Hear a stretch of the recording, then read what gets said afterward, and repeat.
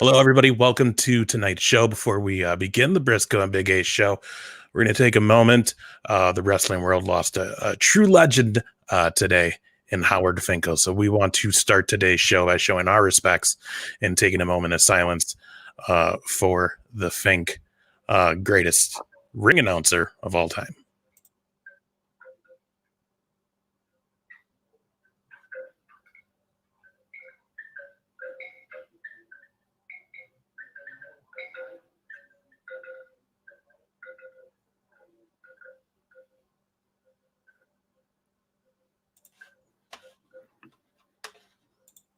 Wes and Ace on the Brisco and Big A show. All right, people. Freestyles of your boy Chip from AKA Jungle Rock Jr. People, the future. Let's go, jump. This ain't no hop, but no joking matter. Should we slaughter any boy? Hello, my friend. Wow. It's definitely no joking and definitely no laughing matter that's been going on lately, huh? No, it has been a very strange week. Not even maybe a full week, just the last few days for the world of professional wrestling. With it continuing today, like we just said, the great Howard Finkel passing away today, who I know worked closely with your father, Papa Brisco. So, I mean, could only lead me to believe you've had run-ins and interactions with Mr. Fink. So, what do you want to say? First of all, we lost one of the greatest in professional wrestling for ring announcing. I mean, his voice as a child, mid-adult, will always stick with us. I mean, he was one of the funniest, greatest guys to be around. And I remember I was so bummed. One time, Howard Finkel came down to FCW. And this is back when I was, FCW, everyone knows now because of WWE did their documentary. But Howard Finkel came down. And at the time, I remember, I think it was maybe I just got hurt or was hurt. And I was so upset that he wasn't going to be able to, announce my name, because that's one thing that I've always wanted in my whole entire life was to have Howard announce me walking down that ring. But the good thing about that is I've always been really good friends with him, and I've had a lot of good moments, a lot of good stories of sitting on the bus next to him and my dad. And, I just, my grief goes out to their families, and, we just really lost a legend. I mean, words can't explain the impact that he has in professional wrestling. I mean, talk about a Hall of Famer all the way. I mean, he's been there probably just as long as my dad has, over, I believe, 38 years. Yeah, he was they were saying that he was the very first official WWE employee. Yeah, and then I believe my dad was like the second or third. Wow, man, that's crazy. Yeah. And the thing about it too is I was born in 82. So I think, a few years after that is when I really got started to watch wrestling as a child. And that was the thing growing up, man. I always, when we do wrestling in the basement with my friends and stuff, someone would always start it with doing the Howard Finkel voice and the welcome, which I can't even do. Nobody had that guy's voice. Truly one of the greatest ring announcers.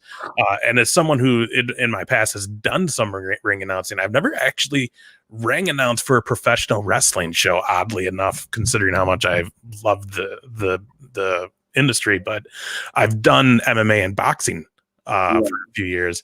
And yeah, man, I mean, you look at Bruce Buffer and Howard Finkel, man, those are the two ring announcers that it's Gordon Soley. I mean, there's a couple there's a couple of people that voices that just stand alone everybody else. And those are the people that, of course, have an impact in your life that you'll always remember and will always stay in your head. Yeah, man, it's crazy. That was my childhood. So that was horrible news to get today, which has already been a horrible couple of days for WWE. A lot of stuff has happened. Which, real quick, hi Tina, we saw your comment up there. Yeah, joining us. Thanks for joining us, guys. Make sure you hit that subscribe button and go to the reminders or notifications, whatever it is. Again, We are spur of the moment. You'll find out day of when we're going to do our shows. We don't plan these out weekly. It's more fun that way. So, you got to subscribe or catch us on Twitter or Facebook. But yeah, man, it's been a week. So it's really weird since we've last done a show, which was about this time last week. Yeah. I can't remember. Had WWE become essential at that point yet? No, I believe not. They had not yet. So now they are. And I believe it cost them $160 million. Yeah, I don't know, because I think you know a little bit more than some other people may know. So what's been in the news is that there was like an 18, I think it was 18, don't quote me, I don't have it in front of me, 18 million to Florida under this Trump reelection organization PAC that Linda McMahon's running. Mm-hmm. So that happened. The next day is when then they were deemed essential. And then the next day was the announcement for going back to live weekly shows, which was another thing that a lot of people wanted. That is where I think is where they paid the $160 million to somebody. Okay. So so then that happened. Now, also before this, it had come out that WWE was projected to make a profit this year. They were claiming they were making a profit this year, like a week or two ago. And this is all that's out in the media right now that's being talked about. And then something about $500,000 on reserve that they can fall back onto to help during this if they take a hit because of the virus. $500,000 ain't going to do nothing. So, right. $500,000, that ain't nothing. What's that going to do? They're renting out arenas $300,000, which the XFL owes MetLife Stadium. You can look it up; it's public records. MetLife is trying to go after the XFL because they try to rent out MetLife Stadium, and that cost them around, I think it was $100,000. Yeah, so that's the other thing. Before all this happened, the XFL went bankrupt, which, millions of dollars in the hole because of that going bankrupt. Mm-hmm. Because, right? Yeah, around probably, I'm thinking around somewhere close to around 200 million probably lost. Right.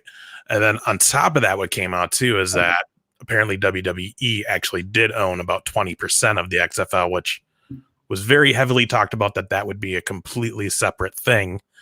So you find that out now. Anyways, just a lot of weird things going on. And then yesterday. I mean, before we move on, just so I have another number. Their highest paid coach for the XFL, I believe they owe him. He was a coach for OU, and then the XFL came to him and be like, "Hey, would you be the head coach of one of the teams?" And he said, "Yeah." And I believe they owe him over $1.3 million. Damn.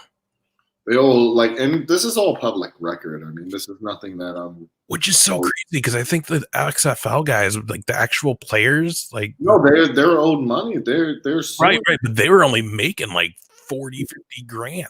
And the coaches are making millions. And then there was some production guy that was getting paid like $1.7 million. I mean, just the fact alone that he was running in NFL stadiums. You know what I mean? But he was doing good. So I'm not going to say that he wasn't, because he was doing decent. They were drawing. They weren't losing. They were doing all right. But then, of course, this whole whatever happened. Yeah, that's the other thing, too. XFL was actually a lot better this time around than anybody gave it credit for. It really was. I watched some of it, and it was fine. Hello, Chris. Thanks for joining us again. Yeah, man. I mean, you can't help that all happened, but I don't know. I still think that, I don't know, a lot of people. So that's what we're getting up to now is, so yesterday, a lot of WWE talent lost their jobs. The top number is going to be 400 employees. And 400 employees. And they said that they're making profits and doing well, but yet they're going to fire 400 employees. something tells me something's fishy here. Well, and the other thing, too, is you're doing so good, you're going to fire 400 of your employees, of some of the employees. That doesn't count from talent. It also counts from, backstage. It counts as just all throughout the board, from people in the office, everywhere.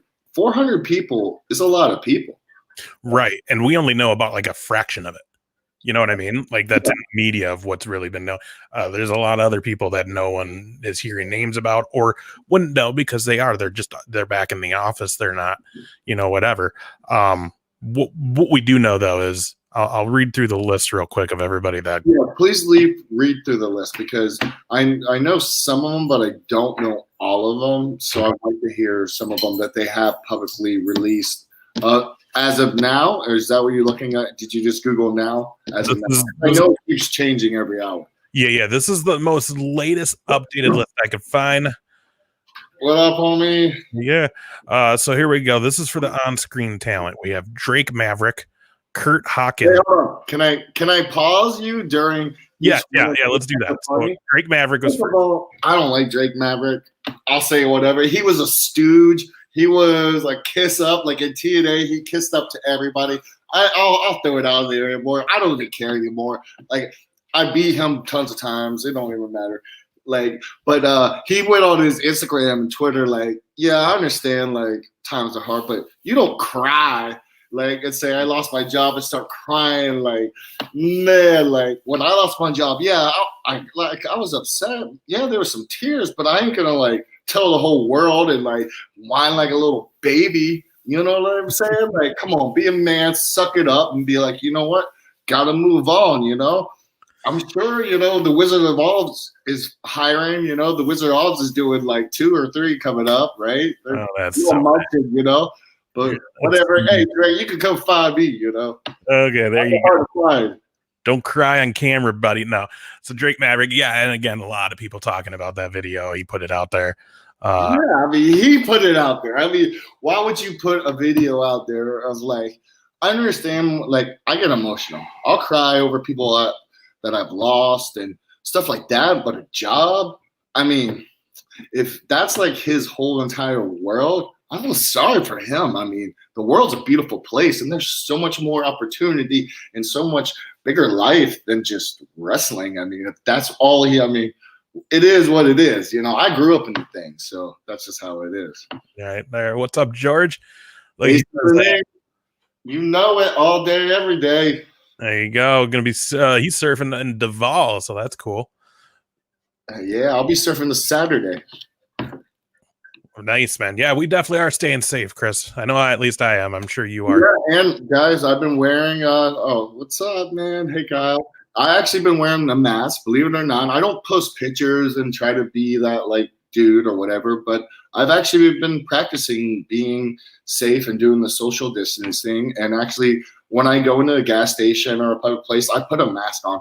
I know the mask is not helping me from getting sick, but it's helping me if I have it or I don't. No one knows if they have it or not unless they go get tested, but it's helping me not spreading my germs out to the world. And that's the whole reason why I do it, and plus just to stay safe, like my dad called me, he wanted to see me and I had to tell him no, because just can't risk it right now, Right. Yeah, I definitely agree.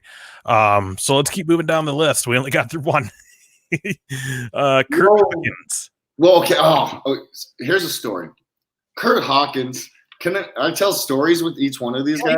Yeah. I mean, this is what we're doing this for. So you can, because I want to hear. I know you're friends with a good chunk of the people that got released, so I want to hear, what you have to say. So I got a crazy story about Kurt Hawkins and me and him. He got sent down back to developmental when I was there, and when the guys get sent back down, sometimes they're, kind of like angry and like not happy that they they're on the main roster, they're on TV, and then you get sent back down to developmental where it's like kind of like shaming. So then you get paired up with guys, and he got paired up with me. And at the time, I wasn't up to par. And he had to get stuck with me. And I remember one day we were in the ring and he was just getting so mad because I wasn't getting it. And I talked to him about it and I was like, hey man, just tell me what I'm doing wrong and I'll fix it. And we sat down and he actually went through the match and showed me what I did wrong, how I could improve. And ever since that, I became a huge Kurt Hawkins fan because he didn't like me at first, but I earned his respect by my hard work, by how I wanted to prove myself, that I wasn't just there, that I wanted to be better. I wasn't happy where I was at skill level. And he saw that and he really helped me out. So I got to wrestle probably 30 or 40 matches with Kurt Hawkins. And we had some of the best matches ever. And, you know, for now on, I always have his respect. And, you know, he'll go to a better place. He'll go to AEW or anywhere because he's a hell of a talent and he has charisma if they let him talk. Yeah, man, I definitely agree that he's been around there for a while. Like, he's the only guy that has been able to stick around, and his whole thing has been losing. Like, he's the longest losing streak. Like, and everything I've ever heard about him is, that he's awesome, great guy. Again, I don't know. What's up, Billy? What's up, Billy? Yeah. Tell Avery I said hi. There you go. Yeah, that's right. But yeah, so that was another one. Real quick before we go to the next name, we did Ryan. He's wanting to know about some Brisco t-shirts. We got you can go to prowrestlingtees.com. I believe so. Or you can hit me up and I can either DM me and I believe I have some left that I can send out, but I really haven't made any more. I mean, to be honest with you, times are tough, man.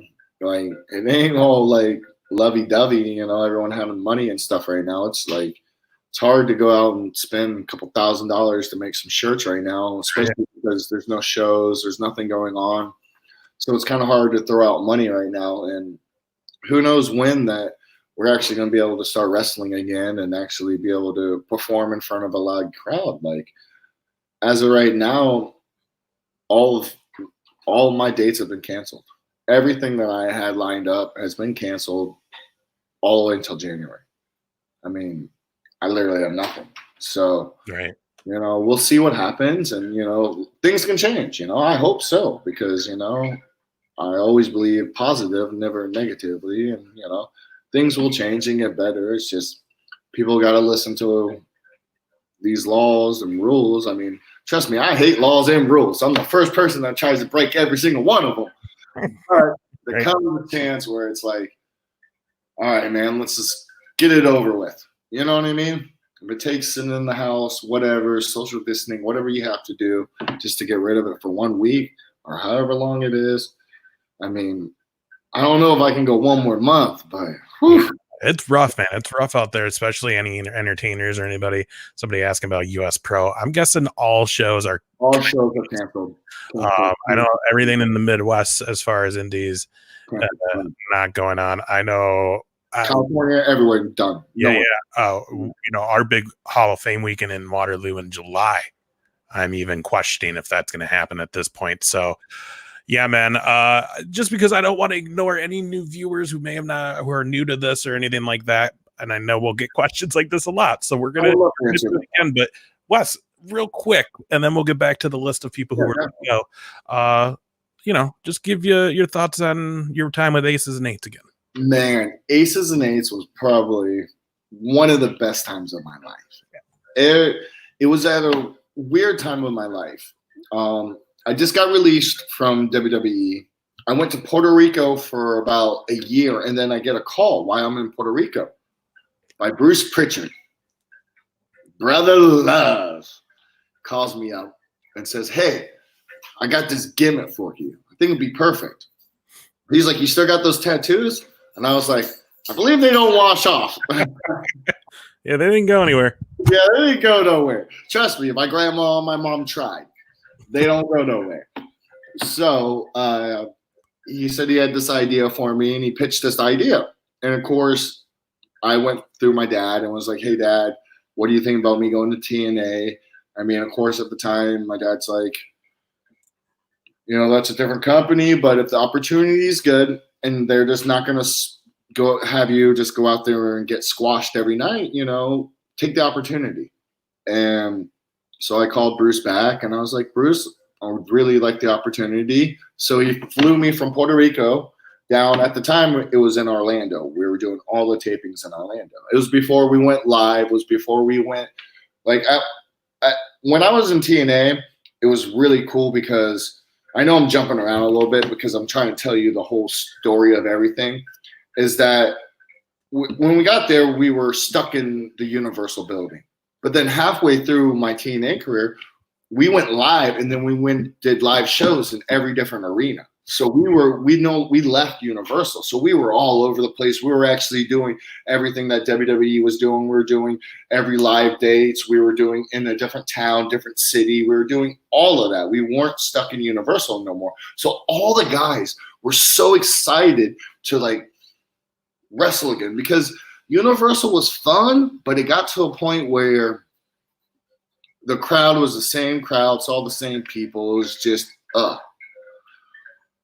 So we got the point where when we got on the road, so that's when all the aces and eights guys, we all just bonded. We all just became actual real aces and eights guys, as you'd want to say. I mean, we were at bars, getting bar fights, kicking people out, throwing people out, pretty much running every town we went to. And we were proud of it. We even had our own locker room. And of course, Samoa Joe and a couple of the other boys and Hogan and Sting would come by and say, "What's up?" and jump in our locker room. And it was pretty cool. It was a really good experience. And the craziest thing about it is that we all became really close. We all became brothers. I became really close with Devon, and I got really close with Hogan at the time. And I've known Hogan my whole entire life, but I never got the chance like I did in TNA to sit down with Hogan, pre-show in Minnesota or Wisconsin, or I don't even know where I was at. And, we're sitting there in the arena. We got 5 hours before showtime, and me and Luke Gallows were like, "Hey, there's Hogan. Let's just go sit next to him and shoot the shit with him." And we got to sit next to him, and he told us all these crazy stories. And it wasn't wrestling stories. It was just cool, funny life stories. And he asked us how we were doing and what we were up to. And it was a really cool experience because I've known Hogan since I was born. Right. My dad gave him his first pair of wrestling boots and his first $100 bill. And Hogan will admit that. It's on my Twitter. I have it. If you want to look way back, I have it saved on my Twitter somewhere. But that's a true story. But my time in TNA was awesome. I had a great time, and then it was just time for me to move on. People started leaving, and then that's when I got the opportunity to go to New Japan. So that's I gave them the option. I said, "Hey, I'll stick with you guys as long as you let me wrestle in New Japan." And they said, either you wrestle for us and take a pay cut and New Japan, or you go to Japan and not stay with us. And I said, "You know what? Thank you for the time being here. I got to go." Yeah, you got to make that move to Japan. Yeah, that was the best experience of my life. It's got to happen. We got another friend of yours saying hello. Oh, hopefully, I can't tell you when the next show is. It sucks. Yeah, it's such a strange time. So we're going to get back to this. Next name on the list was Zack Ryder. Good friend. Awesome dude. Got nothing but good things. I mean, I don't really have too many stories about him. I mean, I would see him in the gym, and he kind of had that big man heat a little bit, because he's kind of jacked up guy, and of course, you don't want to have your shirt off next to me because I'll stunt you any day of the week, But we were good friends, so it was good. I think he's going to be him and Kurt Hawkins. They have their own whole thing going with the podcast that they do and their YouTube channel. AEW. Do you not see the tweet that Cody Rhodes did with about Ryder holding the Intercontinental Championship? Yeah. They will. But also, I think they're making decent money off their their toy figure. If WWE owns that. They could own that. Because Ryder sold the rights to his first show. Yeah, but I think he started another one. Yeah, him and Kurt have kept all this under them. That's why it's not on WWE. the first Zack Ryder show, he did sell it out to the Long Island IZ thing he was doing. Yeah. Yeah, no, this stuff is theirs because they're selling their own merch for it and everything. So it's pretty popular. So I'm guessing they're all right. Next name. And this one, a lot of people really felt bad about, really bummed out over this one. Heath Slater. That's my dog. I think he's everybody's dog. Man, that's one of my best friends. Like him, Steph, and his 3 beautiful girls. Man, he's probably one of the most talented wrestlers they possibly have on the roster. They trusted him to wrestle all the old time wrestlers when they brought him back. They put him with Heath because Heath is such a great worker. Heath is such a great talent. He's so smooth in technique and can make everything look so good and has the facials, has every tool in the book, but they just didn't use them correctly. And that's one thing that it's going to tear me apart. And then even my dad was upset about that. And like I don't really sometimes I see my dad get upset when people get let go. But when he heard Heath get let go, that was something that was, I mean, I got so many funny stories to tell about me and Heath. I mean, so many stories. We might have to save the Heath one for the next episode because that's going to be a 30-minute story that I got to tell about Heath. So that for the next episode, I'm going to tell you a crazy story of me and Heath Slater. Maybe we should save it because, I mean, he is not under contract anymore. I mean, we could ask him to come on the show. I will, but I know right now that he's probably going through some stuff, and I'm going to respect him because he's one of my best friends and his family. And I'm going to let him, when he goes on social media and talks about it first himself, because I retweeted something of his today that says, just give me a couple days. Oh, yeah.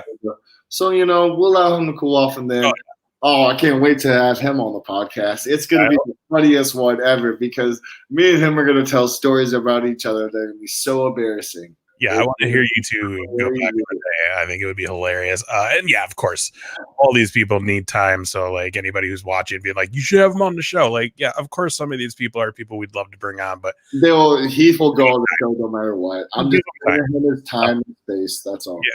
Yeah. Next name, one of your former aces and eights running mates, Luke Gallows. All right, let's skip that one. All right, Carl Anderson next. Dude, right, good dude, man. Always positive. I had a couple of times with him that I talked with him. It was always cool. Yeah. And that was just a big tag team that was like still being used, and it didn't make a lot of sense that they got let go. Also, that was like AJ Styles' whole thing was being in the club with them, and and they were just in Mania with the Taker match and all that other stuff. I mean, they'll go to AEW or they'll go back to Japan. Yeah. Next was another big name that a lot of people were really bummed to see, but I think knew it was going to happen eventually, and that was Rusev. That is surprising. He was another example of just was not being used to his full. But he was so over, though. He was, yeah. I think mean, there was contract disputes at the end, and that's why he got held off TV, though. I'm pretty sure that's the reason why. So, again, not a big surprise, but still not the way I think people wanted to. Did Lana get released too or no? Not. In fact, she re-signed 5 years, like 6 months ago. So, yeah. You can always get out of it. Yeah. So, the next name was No Way Jose. I don't even know that guy. Yeah, I think that one was kind of another one. It's like, all right, he's if you don't know who he is on screen, he's the guy that does the conga line. He just dances around the ring with all the people. I don't watch that. I know you don't see it. Especially that. If I saw that on my TV, I would turn the channel on. I don't watch wrestling for a Congo line. I know. It was kind of like what they did with Adam Rose. Let's see. Sarah Logan. I don't know. Another one who really good talent, she just got lost in the shuffle. Next was Mike and Maria Kanellis. Don't really. I mean, I know him, but just not. Don't have anything good or bad to say about him. Don't really know him. Right on. Aiden English. Great talent. They could have used them a little bit better. Agreed. This was the next name is another name a lot of people feel got the raw end of the stick in this whole deal. Not just the being let go, but for the last few months he's not been used to his potential, and that is EC3. Man, that kind of sucks. I mean, I like EC3. I was a good friend of his. He gave me my second pair of wrestling boots. Oh wow. Yeah. That's crazy. Yeah. Yeah, man. And again, it's so crazy because and actually, to another thing about EC3, I actually won the FCW tag team titles against EC3, Johnny Curtis, when me and Xavier Woods were we weren't tag team champions at the time, but we beat them and became the tag team champions. You got to throw that photo up someday so we can show everybody the photo of you guys when you won it at FCW. That's a cool picture. I even have a picture of my dad in the ring with both of our hands. Yeah, you showed me that one. That's dope. Yeah, George, a good reminder, Pro Wrestling Tees. Check them out, guys. Atomic Revolution Wrestling. Get your t-shirts. Go buy your Atomic and West Brisco merch at prowrestling.com. Support everybody you can right now by buying merch or whatever you could do. Yeah, buy merch, share the show, tell people to listen to the show. I mean, that's the best way possible because right now, we're just trying to give some content out just to let people get their mind off of listen to the news and listen to all the negativity. We're trying to bring a little bit of positivity, try to laugh, try to have some fun, Right. Yeah, man. And again, if you're watching now, share it out there. Let your friends know. If they're wrestling fans, tell them to come check it out. If they're not, tell them to come check it out anyways. Next name is Leo Rush. Don't know, don't care, don't even know who he is. Never watched. He never appealed to me. Never was nothing. Yeah. Next one was another guy that could have done a lot, I think, and they just didn't do anything with him. Eric Young. Oh, I liked Eric Young, man. Yeah. Didn't have any matches with him, but good talent. Yeah. Next was Primo and Epico Cologne. No, not Eptico. No. Oh man, those are my boys. Yeah, man. Wow. It's a lot of names. We're just now getting close to the end of the on-screen talent. Man, those are my boys right there. Like straight up, like those are my Puerto Rican island boys. I wrestled for their dad, Carlos Colon. I like those guys looked after me. Their family, they're good friends with my dad. And yeah, Alex, what's up, my friend? Woo!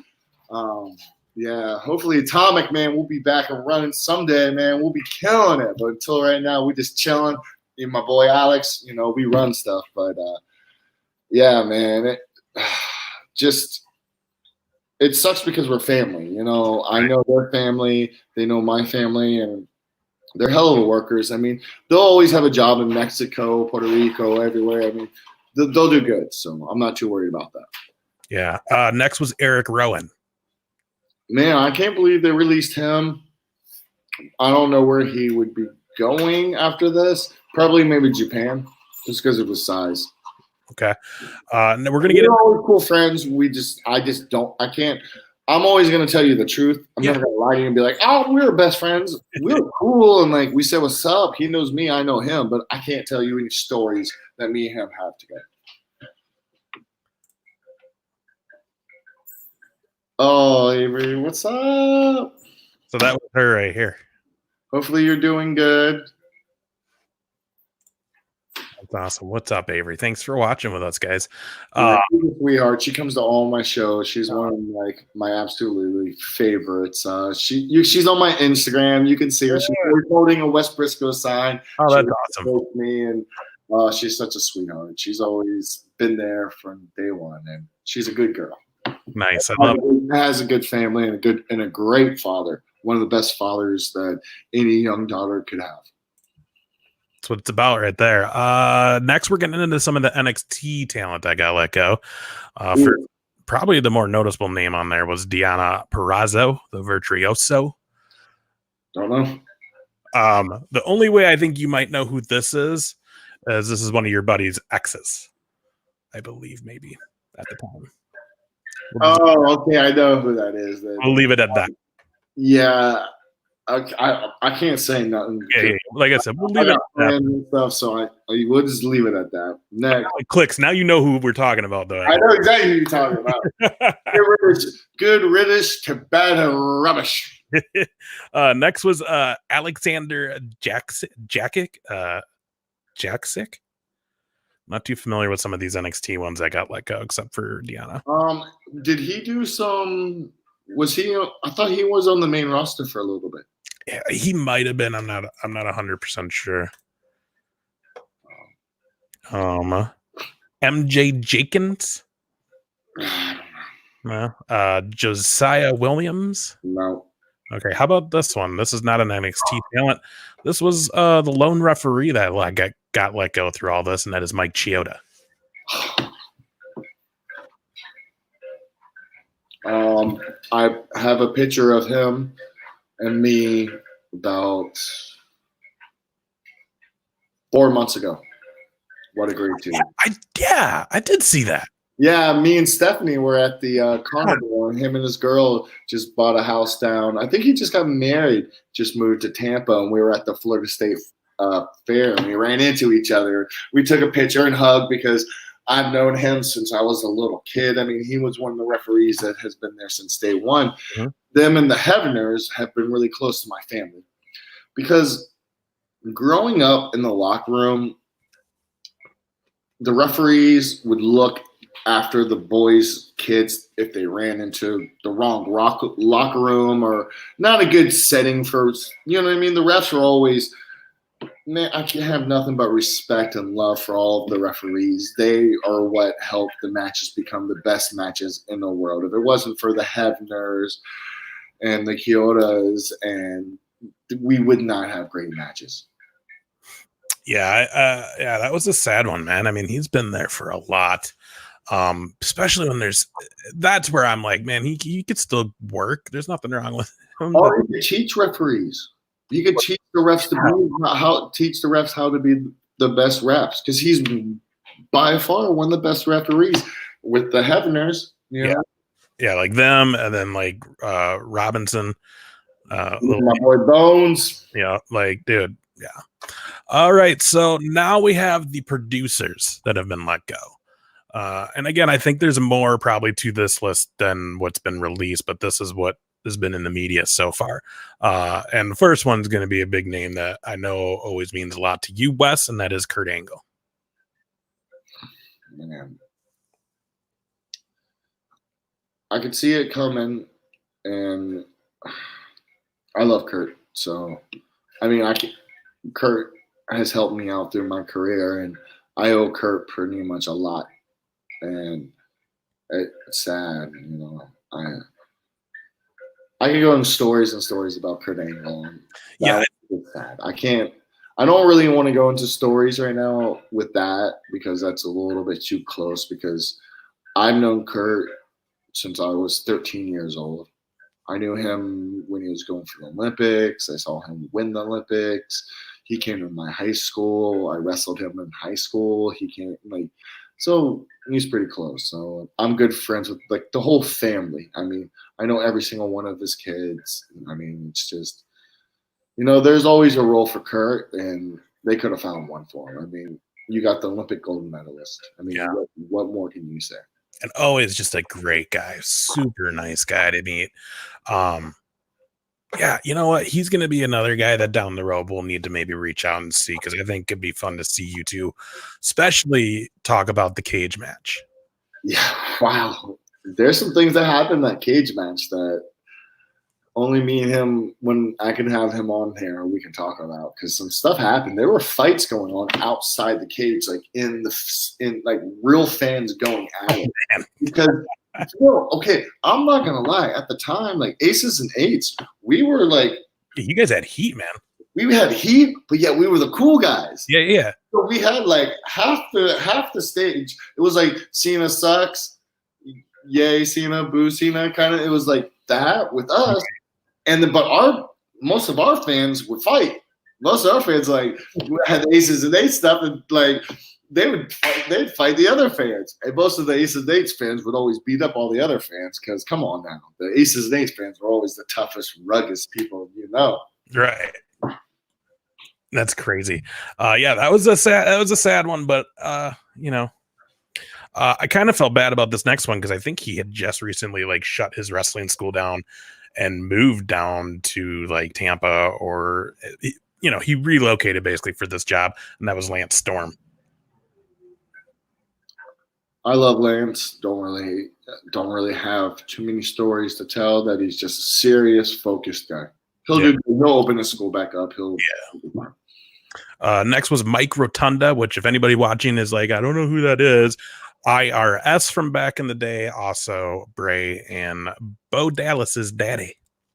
Man, which it's got to be a lot of history there with you. I mean, you guys were, one of my second dads. Yeah, I'm not gonna lie, like one of my second dads. I mean,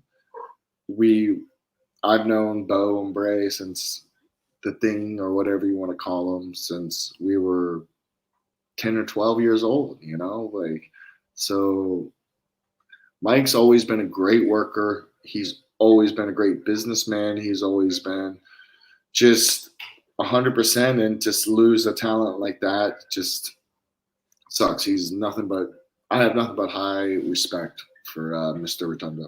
Yeah, definitely. I mean, man, like I said, him and the $1 Million Man, Ted DiBiase back in the day, like I hated those guys. They were so good at what they did.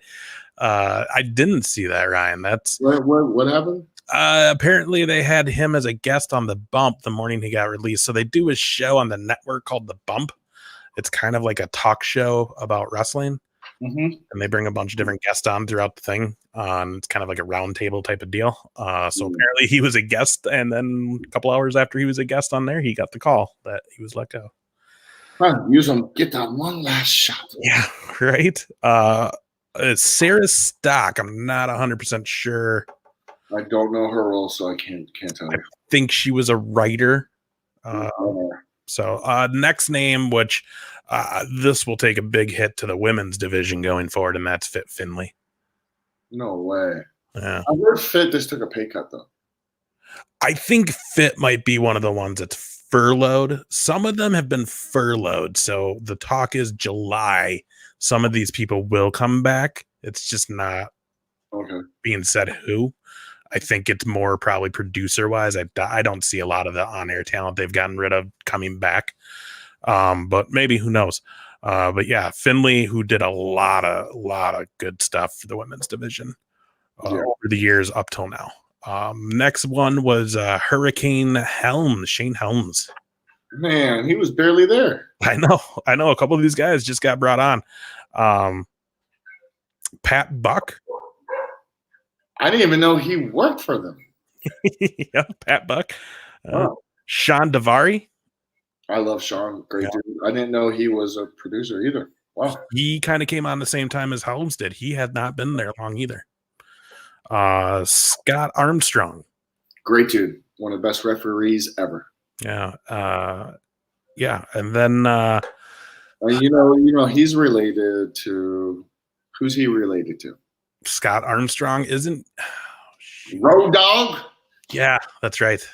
You're right. Oh man, how do you not know your wrestling history? Dude, that was like I've heard that once in my life. I've heard that those two were connected, and I couldn't remember how. I want to say Serena Deeb got let go too as a trainer at NXT. Oh, what a sweetheart. Yeah, and she had just came back too. There might be a few more people from NXT that I'm missing on this list because, like I said, I do remember seeing Serena Deeb a little bit ago. But this was the best one I could find. So, man, again, they're calling. That's all the people you have? Yeah. Well, I got some. Let me tell you some people that I know. Okay, let's hear what you know. Billy Kidman. Yes, I did hear that one as well, and it's not on here. You're right. And one of the guys that I owe my whole entire career to, someone that I literally want to cry over, Mr. Norman Smiley. I can't tell you. There was one time when they were going to release me, and he brought me to the office, him and Dr. Tom, and sat me down, and they were like, if you don't step it up, they're going to release you. And I remember looking at Norman and Dr. Tom saying, I'll do anything possible to get better at this, And Norman and Dr. Tom, Steve Kern, of course, they were like, well, just stay after practice. So I became the first person at practice and the last person at practice. And every time I would stay after, Norman would wait and get in the ring with me. And me and Norman would wrestle. I've had so many matches with Norman. He taught me so much. He taught me more of what tapes to watch, who to watch. Like, that's where I learned all my English style wrestling, like Johnny Saint and Robbie Brookside and Jim Breaks and guys like that, really technical wrestlers from England, because believe it or not, Norman Smiley was one of the most technical wrestlers ever. I mean, yes, he did the wiggle in WCW, but before that, he was in England one of the best technical wrestlers ever. And I owe everything to Norman Smiley. Norman Smiley is, to show you how good Norman Smiley is, my dad wanted to have a match at 70 years old. And the person that my dad picked out of all the coaches to get in the ring with was Norman Smiley. So that just goes to show you how much respect Norman Smiley has from the Briscoes, not just from me, but from my father. He is probably the best coach, one of the best workers, the funniest dude you will ever meet. He was Mr. Florida, had one of the best bodies at one time. I mean, just absolutely a stud, a great person to be around. And that's someone that I really want on the show if he'll do. I love you, Norman. I know you'll do good, man, and you'll find your way. So yeah, man, definitely. Huge guy backstage helping train everybody. And you can see that in that FCW documentary that that you were in and didn't even know about. It still cracks me up. Yeah. Hopefully maybe, and here's where it's like, I don't got paid for that. They used me I think they don't check for that. Right. That's hilarious. What's up, Pete? Thanks for hanging out with us. Yeah, he actually runs the casino boat down in Cape Canaveral. So if you ever want to hit that thing up, the casino boat, definitely hit up my boy Pete. He'll show you a good time. It's a great time to go out on the casino boat out of Canaveral. I mean, I don't know when they'll be running, but hopefully they'll be up and running soon. So hopefully every business starts getting going good. Yeah, man. Hopefully. I mean, it's so weird. It looks like we might be. Hell yeah, man. I'm down. We'll come down there. We'll go on that thing. That'd be sweet. It's fun. It's a good time. It's a really good time. Hell yeah. So that's what happened. Black Wednesday, as they call it. Just a real sad day. And then that was yesterday. We get into today. We get the news of Howard Finkel. Very sad. Again, just a crazy week for wrestling and specifically WWE. But something else that was going on that I wanted to bring up to you, because you and I were kind of talking about it, was the Vice series Dark Side of the Ring. Getting a lot of talk. They're in their second season right now. I'm starting to watch back some of that stuff from the first season. The first one they did this season was the Benoit one, the 2-part Benoit, which we briefly touched on it because it was just being talked a lot, but we kind of also just didn't get too hard into that one. But now they've done some other ones. So they did one with New Jack, which I don't know if you've ever had any. Yeah, we're cool. You guys are cool. I would imagine you and New Jack were cool. Yeah, I never had no beef with him. which was a great one too. If you guys Yeah, have, I liked it. I actually watched that one. That was good. it was dope. I didn't like him stabbing people, but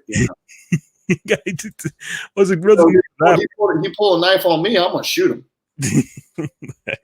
Like, hey, you carry a knife, I carry a gun in my truck. Well, and that whole mass transit situation was so messed up anyway. Yeah, it was just beyond messed up, but like whatever. And then they just did one this week about Jimmy Snuka, and I was talking to you about it. Just because we were talking about that whole situation, because again, that came out this week. Another thing to kind of make Vince McMahon look bad, because it really does imply that he paid the police off on that one if you watch that episode. But we started talking about the Montreal screw job, because I watched that episode of it today online as well. And we've mentioned this a lot of times, and anybody who's watching this who's a fan of yours, I would assume already knows the legacy of your family and what your father and your uncle have done for this business. But your father in particular for WWF and WWE has really played a pivotal role as far as bringing talent on and producing shows. Yes. He's produced, he's been the booker, he's been the agent, he's been the right-hand man. He has done every list of job you could possibly have in the WWE. My dad has done. Yes, dude, tons. And he's been there. He's been doing it forever. So I'm watching this episode of the Montreal Screw Job, and me and you were talking about it afterwards because, again, there's still so much controversy around that situation, even though it's supposedly all put to bed. But while watching this thing, you know, I'm seeing Jim Cornette and Vince Russo taking claims that it was their ideas and that they hate each other, which that was fun to watch. Those two badmouth each other. You had Bruce Pritchett on there who even said, like, yeah, I had no idea when it happened. I was not in on it, but still claimed to say that, but I told people I knew about it after the fact. So you and I were kind of talking about that because there's a big part of this show where they do talk about kind of the people in the know and how it all went down and how Shawn Michaels was in on it and not many people knew. And that was because the funny thing is they got that story all wrong. Yeah. So, and that's what we're getting at. I want to hear you. It's all both of those. Jim Cornette. I love Jim Cornette to death. That's my boy. And Russo shit stain or whatever Jim Cornette calls him. They weren't in that meeting. I know the people that were in that meeting. And there were only, I believe, it was my dad, Vince McMahon, JR, Pat Patterson, Sergeant Slaughter. Those were the only people that were in that room. That door was locked. No one knew anything. No one had a clue. Not even the referee. Nobody. Jim Cornette wasn't in that room. Russo wasn't in that room. Bruce wasn't in that room. My dad, JR, and I believe Pat Patterson, I know for a fact Sergeant Slaughter. The reason why my dad and Sergeant Slaughter were there, because my dad was known as being one of the toughest dudes around, and Sergeant Slaughter was known as being one of the toughest dudes around.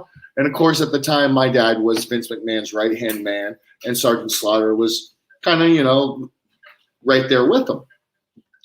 So during that whole situation, I mean, I've asked my dad this, and he told me the truth of what happened. And it was just because Brett didn't want to drop the title and all that other stuff. And they weren't even in his hometown. They weren't even anywhere near his place. So they were just like, come on, and my dad was the one that told the referee. Mm-hmm. And this part is in the interview. My dad was the one that secretly told the ref, Hebner, when Shawn Michael puts Bret Hart in the sharpshooter, you call it. Which is funny. Then you talk about how your dad and Slaughter being known as tough guys. When Hebner in this episode of that show, and this is from last year, by the way, this was in the first season. I'm just watching it now. Hebner even says, he's like, as I'm getting ready to walk out to the ring, I get a pull on my arm. And I look and it's Jerry Brisco, and he's like, when Jerry Brisco pulled you on the arm, you stop. He's like, you don't. If he wants you to get your attention, he's getting your attention. Well, my dad has a grip that I don't think any other human will know unless, a couple of people know when he grabs you, that when my dad grabs you a certain way, you ain't going nowhere. Like, it's important. Yeah. So, and he does say, he's like, he grabbed me and said, once that sharpshooter's on, you ring the bell. And the funny thing is, I guess on the plane ride out there, Hebner said that he promised Brett he would let him know if they were going to screw him. He made him promise on the plane. No one knew except for my dad, JR, Sergeant Slaughter, and I believe Pat Patterson. Other than that, nobody was in that room. Nobody was near that office. It was my dad, Vince, and everybody together. There was no other people in there. Jim Cornette was not in there. Russo wasn't in there. They weren't there. I didn't even honestly remember that Russo was there at that time. Yeah. But apparently he must have just Well, did a couple episodes, so they might as well throw him in there to let him whatever. Right. But it's fun too, because when you watch that, or if you watch the actual documentary that followed Bret Hart during this time, the independent one, you do see that after Vince McMahon gets punched in the locker room, the person right behind him when they're walking down that hallway is your father. And one of the first people out ringside during that whole debacle too was Papa Brisco. So, yeah, man, it makes you really. And Slaughter, yeah, he was out there as well.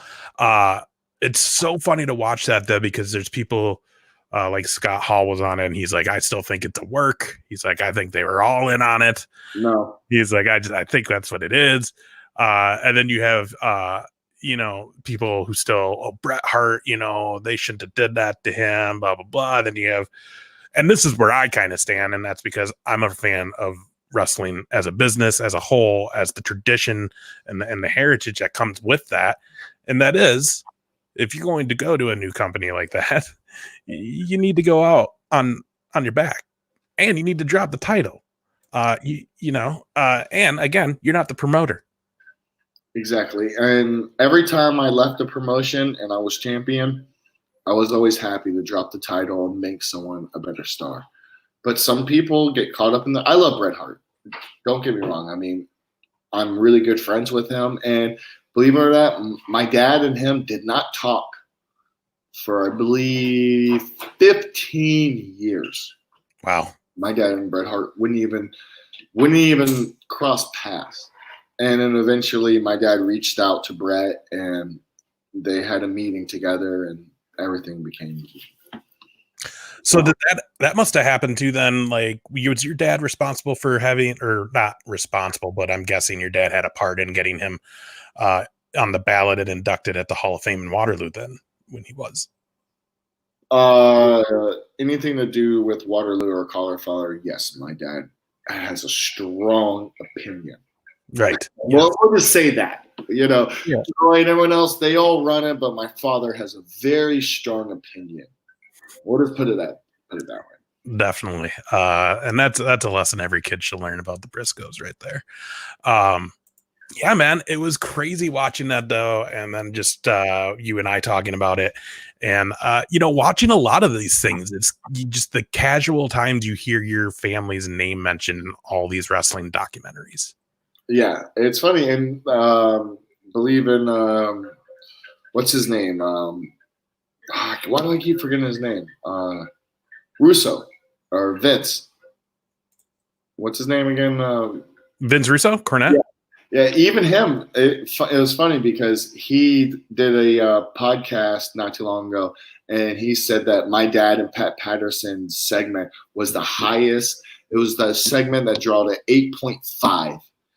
That means 8,500,000 people watched that one episode of Raw during that time slot of the main event. Like, because you can check the ratings of how many people watched during 8 o'clock, how many people watch. Was that the Tyson? No, that was with Mean Street Posse versus Pat Patterson and Jerry Brisco. You can Google it. Google it.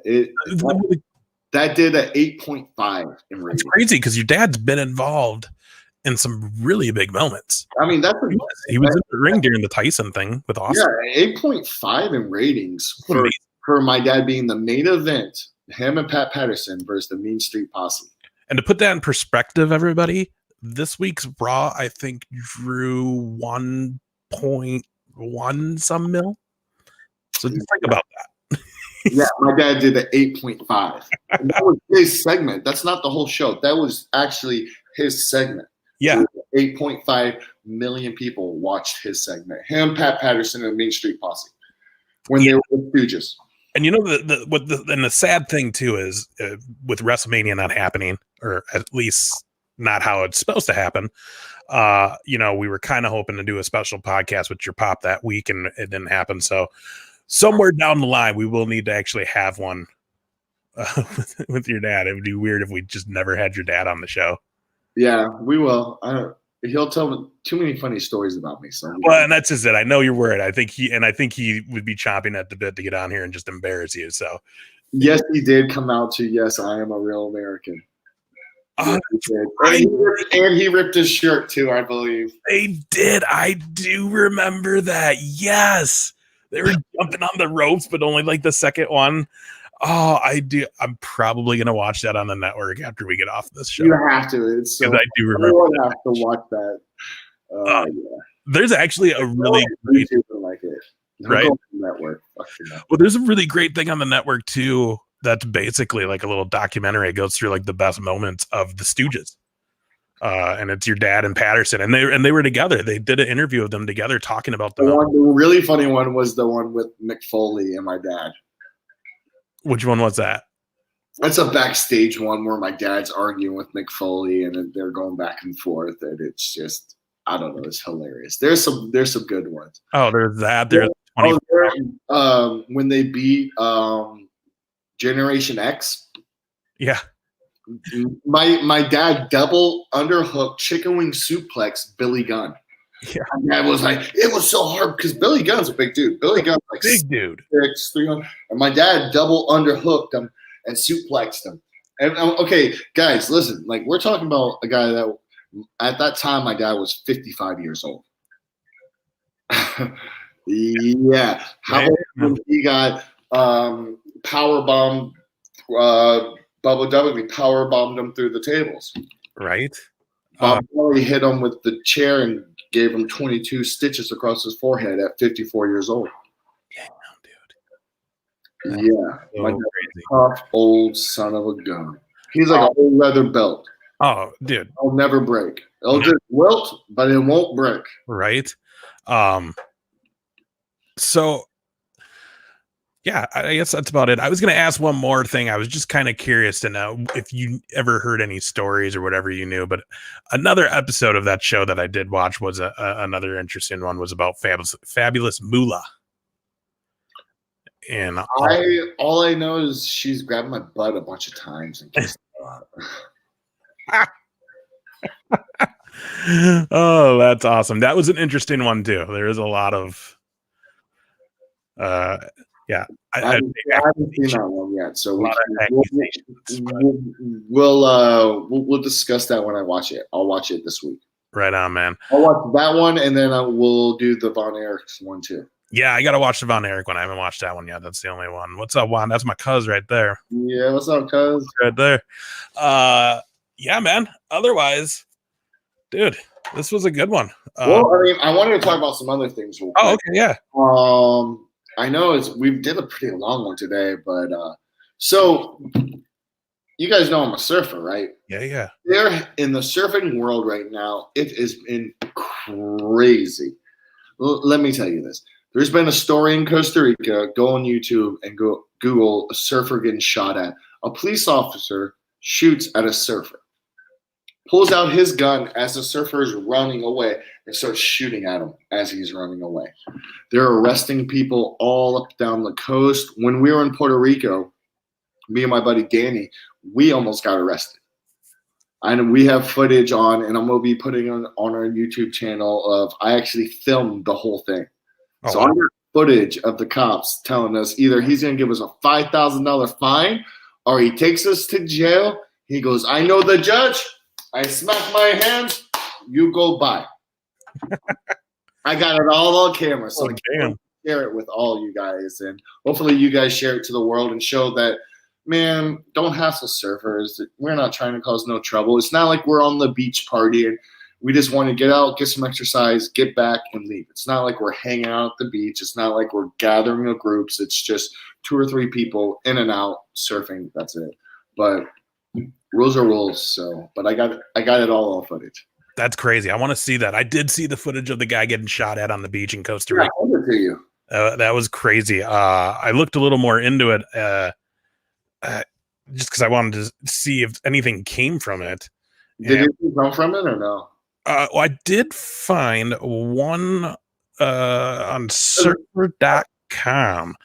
They interviewed a professional. That's a different dude.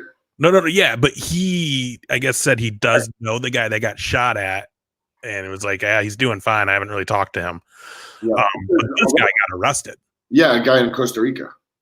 I'm trying to find his name. What's it? Nomar Magangla? Yeah, and then they actually took pictures with him once they found out who he was. They were famous, and then the cops like put it all on their social media, and then they got a backlash because they're like, dude, like. That's the worst, dude. Like that's like, it reminds me of the story. To jail, but can I get a picture with you? Right. It kind of reminds me, not as far as the jail part, but just as far as like cops doing stupid things like that. Jericho had a podcast where he talks about the AEW title getting lost when he first won it, and how like the cops found it and were like posting pictures on their Twitter with it, like they were the champs, and didn't even bother to call him and be like, hey, we found your belt. Yeah. Like, it was just, oh man, it's funny what fame will do.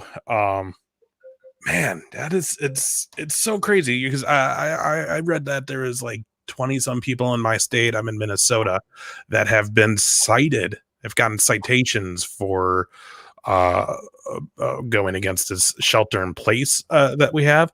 But the thing with that is it wasn't a first charge. It was they were doing something else, breaking the law, and got caught, and then they just threw that on there towards the end because it was doing whatever, I guess.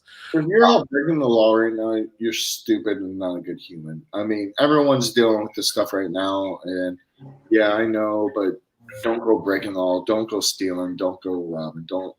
Come on, man. We all need to come together as one right now. And this is not the time or our place right now to try to be dumb. Yeah, I mean, we're at a point now where it's already been a month. We're got about another 2 weeks, and to be honest, if it goes another few weeks after that, it's for the best, because the worst thing that could happen is we get back to normal life way too soon and it comes back. Well, they said if it does come back, it will come back as a different virus and a little bit stronger. Like it'll be the same, but like a different mutation of the virus. It'll become, and it will affect more people. Right. So we all need to just make sure we call all of our loved ones and tell them that we love them, and make sure that, take your medicines, eat your vitamins, be smart, be healthy, and eat your vitamins and say your prayers, brother. Or whoever you pray to. It doesn't matter. I don't know. Vitamins are good, like vitamin B. Oh yeah, no, I do. Yeah, I take them. It's just funny that you just totally did Hogan's promo basically right there. Yeah, brother. Yeah, brother. On my weight belt and my workout supply. Man, he said some wild stuff though about this. Did you hear what he said? Like that we deserve this, and this was God's way of punishing us. Like he was saying some crazy shit, man. Like I love Hogan for what it is, and that is the memories of Hulkamania. But man, that guy has done and said some things in his life that it's like. Oh, I'm not gonna lie. I hung out. The last time I hung out with him was with Rocky Johnson's funeral.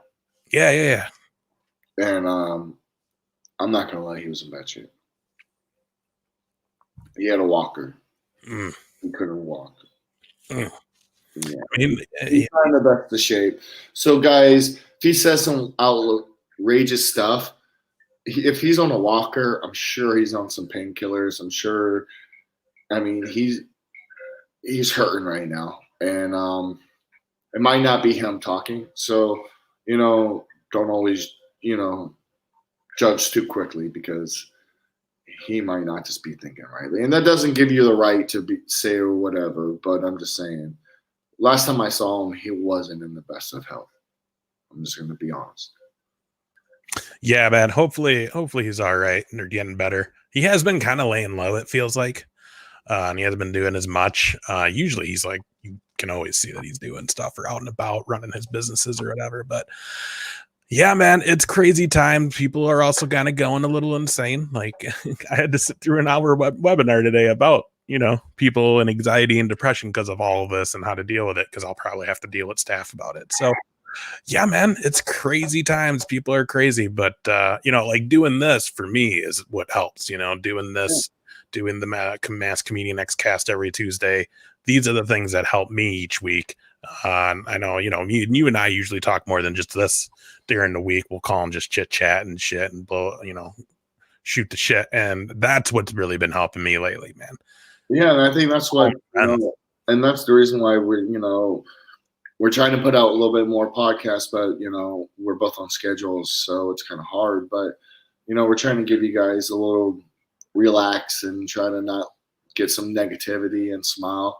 And I guarantee you the next podcast, you guys are going to be laughing. I'm going to have it all jokes. It's all going to be funny. We're all going to have a good time. So that's what we're trying to do, is just give you a little release. I just want to tell you some stories about the people that got released today. So it wasn't always as happy as it normally is, because a lot of these people that got released were my friends and close family of mine. So, but I wanted to share those moments that we have, and I got some funny moments to share on the next episode of me and Heath.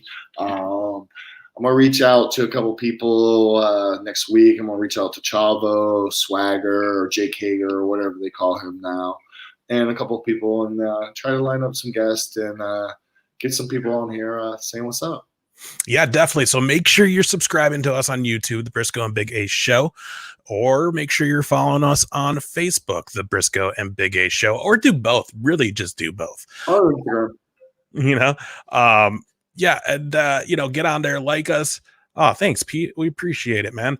Yeah, get on there, Twitter at Brisco and Big A Show too. You can follow us on Twitter, Facebook, and YouTube. If you subscribe and like us on all there, you will see it about usually a few hours before we're going to go live. We will send out the tweet saying it's happening tonight. We are so bootleg and backwards, but that's how we like it. We do that YouTube underground, yo. That's how we do it here. Which to me, though, I think will make it more fun for you as the viewers when one day we just all of a sudden are like, hey, Chavo Guerrero is coming on the show tonight. That's why you got to hit the notifications, because if you hit the notifications, as soon as we go live, you'll get a thing on your text and it'll say, hey, Chavo Guerrero, or who knows who we might have. We might have Edge. Who knows? I could have any guest. I'm friends with everybody. I know everybody. I mean, we could have the Godfather. Yeah. We're going to have Pimp Daddy, light that blind, and say, pimping ain't easy. Get on the hoe train.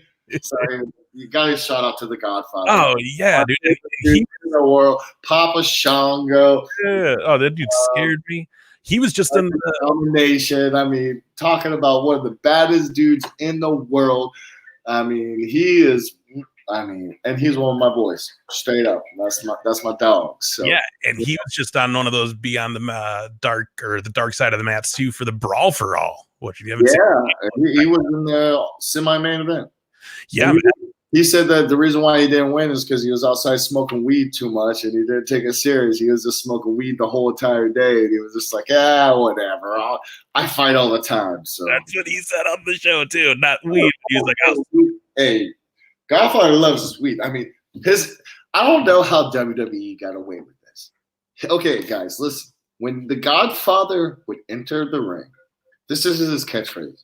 I want you to roll a fatty for this Pimp Daddy and light that blunt and say, pimping ain't easy. Get on the hoe train. Oh, I mean, yeah. So him in person. I mean, talking about a guy that's 6'8", 340 pounds, just a big dude that you don't want to mess with. yeah, right. So yeah, man, let's get him on. We'll get a bunch of other people on. Like I said, you've already kind of talked to Chavo, and you've kind of put out feelers with Jake Hagar. I talked to them on the Jericho cruise, and they both gave me their word on that cruise that they're coming on. So we have a lot of cool stuff we're gonna do to try to keep y'all entertained during this crazy times in the world. But yeah, as you can see right now, I'm at my buddy Danny Thollander. You can check out Instagram at Dollywood. I'm at his beach house right now. Yeah, as you can see the where is he? I hear him yelling. Surfboards on the We wall. Danny cameo. Danny, come get a cameo real quick. Gotta get that Danny cameo in. Yeah, he gets he's doing the rivalry right now. The quiet flame. Oh shit, there he is. Yeah, there he is. What's partner? Dude, we do everything together. I was just checking the weather. We got the cold front sitting over us right now with the storm, making some good waves for the next 2 days. So, and we're gonna do a little fence work and do a little fishing. You know, who knows what might happen. Hell yeah! I'm just hoping that the snow on the ground melts in the next 2 days over in here. Yeah, there ain't no snow around us. I'll tell you that right now. Oh damn! Well, 70 was cold. Yeah, I dude, when I was down there the last time, it was what 60 out. And you were like, man, sorry, it's cold. And I was like, dude, I am in shorts, loving this. Yeah, because that's you in Minnesota. You mean cold weather. Dude, 45 out here, and we're in shorts and t-shirts. Like it warmed up finally. All right. Well, we'll let the people go. We love you. Please stay tuned. We'll be out probably maybe next week. So and check out the YouTube post we're about to do about a Puerto Rico trip. Yeah, he was on the Puerto Rico. We almost got arrested together. Yeah, serious fines. What was it? $5,000 straight to jail. And what did he say? I know the judge. We're not even allowed to look at the surf. Go straight home. You can't even look at the beach. Damn. But we made it. We made it at it, and it's popping up to yeah. We'll have it up soon. All right, on. Yeah. All right, boys. Be good. Everybody watching, have a good one. Again, subscribe, follow us, and you'll see when the next one's happening. Sometime probably next week. Be safe. Social distancing.